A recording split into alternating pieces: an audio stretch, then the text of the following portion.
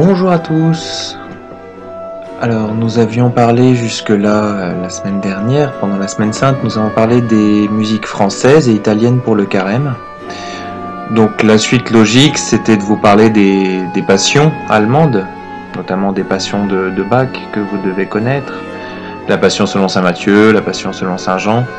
Passion selon saint Matthieu avec son double orchestre et double chœur, voire même triple chœur quand il y a l'ouverture avec le chœur d'enfant. Ou alors la passion selon saint Jean qu'on entend en ce moment, avec ce chœur d'ouverture où la foule crie son désespoir pendant que les hautbois jouent des dissonances et des notes qui frottent, comme on en parlait la semaine dernière. Vous entendez là ?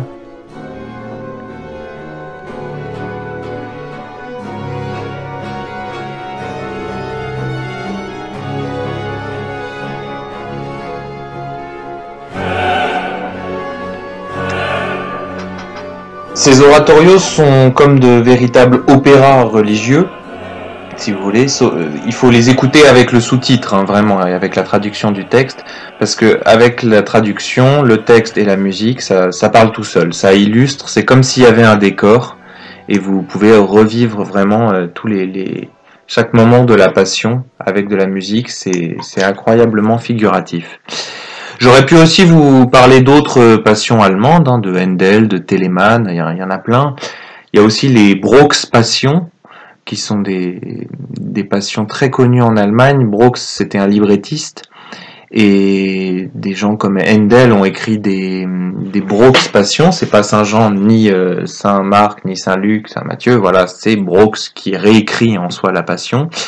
Il y avait celle de Kaiser qui est très intéressante, celle de Stoitzel aussi, qui était un contemporain de Jean-Sébastien Bach. Et dans le livret, dans le texte de la Brauchs Passion, on entend une prononciation très particulière de l'allemand qui suggère, rien que dans l'écoute du texte, ça suggère la douleur du Christ. Vous pouvez l'entendre par exemple là.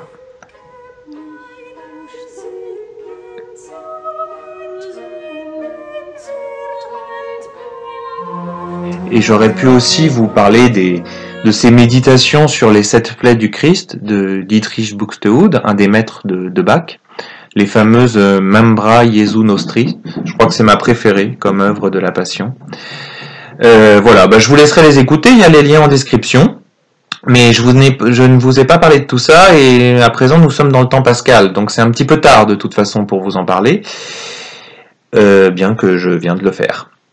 Donc passons plutôt à Pâques, si vous voulez. Voilà, nous fêtons la résurrection. Je vous propose cette œuvre allemande, l'oratorio de Pâques, assez triomphant de Bach. Ça c'est un peu trop classique peut-être. Vous pourriez aussi écouter le Messie de Handel, je vous laisserai le trouver par vous-même. Ou alors j'aurais pu aussi m'orienter sur le choral Christ lag in Todesbanden, Christ gisait dans les liens de la mort. Vous me diriez, mais est-ce que c'est vraiment pour la résurrection ? Oui, parce que la troisième phrase de ce choral, c'est ist wieder erstanden, ce qui veut dire il est ressuscité. Le choral Christ lag in Todesbanden, c'est un des chorals allemands pour la résurrection, et il a la cantate éponyme de Jean-Sébastien Bach, la BWV numéro 4, qui est une de ses cantates de jeunesse. Je pense que c'est une de mes favorites aussi. Elle alterne les sinfonias instrumentales, des chorales fantaisie avec le chœur, des duos, des solos. Je vous laisse la découvrir, vous m'en direz des nouvelles quand le confinement sera fini. Moi, je vous recommande particulièrement le 3e mouvement, qui est un duo entre alto et soprano, qui est absolument sublime. Voilà, comme tout le reste, je vous laisse la découvrir. Mais pour finir, en fait, je voulais vous proposer une œuvre un peu plus personnelle, dans le sens où c'est un peu une œuvre de ma jeunesse que mon cher papa m'a fait découvrir. Il m'a fait découvrir ça à mon adolescence. C'est une cantate de Johann Christoph Bach, c'est-à-dire un des oncles. La famille Bach, c'était tous des musiciens avant. Cette cantate fameuse, qui s'appelle Meine Freundin, du bist schön, est écrite d'après le Cantique des Cantiques, en fait. C'est pour ça que je trouve que ça peut aller pour le temps pascal. Vous entendrez dans les 5 premières minutes de cette cantate un dialogue entre la soprano et la basse, la voix de basse, voix d'homme, qui n'est autre que le dialogue véritable du Cantique des Cantiques, mon bien-aimé, ma bien-aimée, viens dans mon jardin, ainsi de suite. Ça, vous le connaissez, ce texte. Mais à partir de la 5e minute de cette cantate, ça change radicalement, c'est-à-dire que la soprano reste seule et commence à dialoguer un peu avec elle-même. Mais en fait, elle dialogue en fin de compte avec le violon, en disant mon bien-aimé est à moi et je suis à lui, qui paît parmi les roses et qui se tient auprès de moi, sa gauche est sous ma tête et sa droite m'enlace, ainsi de suite. Vous connaissez le texte. Ça, c'est à partir de la 5e minute. Et tout ça, c'est basé sur une voix de basse obstinée. On en avait parlé aussi la semaine dernière. C'est-à-dire que la voix grave, la voix de basse, qui est jouée par les viols de gambe, répète en boucle le même motif, la même mélodie. Et tout ça pendant 8 minutes. Vous imaginez?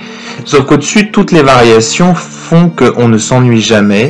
Le violon part un peu dans l'extase totale, comme s'il enivrait la voix de soprano. La cantate, après cette chaconne de 8 minutes, se poursuit avec la basse qui revient, avec le chœur, avec le violon un peu virtuose qui revient, qui rejoint l'extase du couple. Et même si le texte est pratiquement entièrement tiré du Cantique des Cantiques, cette cantate a certaines omissions un peu volontaires pour le rendre encore plus théâtral, voire pour lui donner quelques allusions un peu suggestives. Et en fait, à partir de la minute 21, il y a tout le chœur qui rentre, et le texte, c'est vraiment mangez mes bien-aimés, buvez, et buvez mes amis, et ainsi de suite. Voilà, allons faire la fête. En fait, tout s'explique parce que cette cantate, c'est une cantate pour la fête, ce n'est pas une cantate pour l'octave de Pâques en soi, mais une cantate que simplement Jean-Christophe Bach a écrit pour son propre mariage. C'est plus simple. Donc c'est un chef-d'œuvre absolument magnifique et qui me faisait plaisir de partager avec vous pour fêter la joie du ressuscité. Donc mangez, buvez et écoutez toutes ces œuvres, c'est magnifique. Voilà, joyeuse Pâques à tous et à très bientôt.